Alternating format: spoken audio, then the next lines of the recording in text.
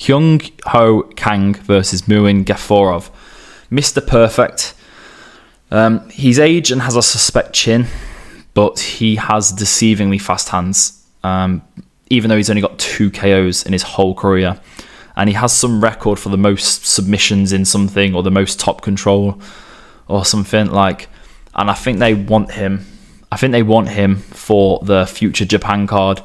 Even though obviously he's Korean, but it's still the I think he's probably a big name in East Asian countries.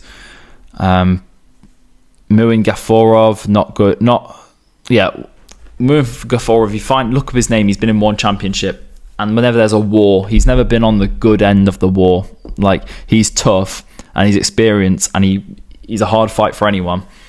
And he has stopping power. And he has, in all his wins, he has 1 decision win.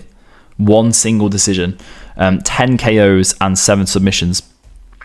Both of these guys have lost to John Castaneda, though. Which is questionable. I don't know. I don't really know what to think of John Castaneda or his performance against them.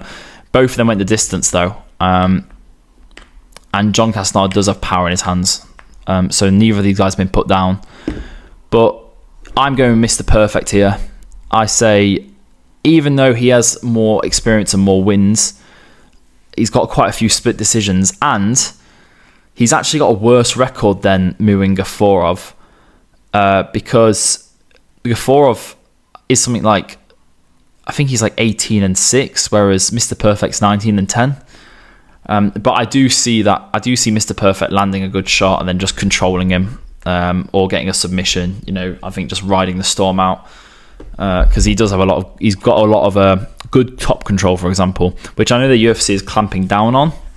But I do think he's got the striking to balance out, So it's not up for question, right? I think he's going to get a unanimous decision. Which is not good for Gaforov, because he's had no losses in the UFC so far. Lost on the Contender Series like 3 years ago. Maybe he'll have a better career, like back at one championship or something. But yeah, I hope they keep him on. He seems like a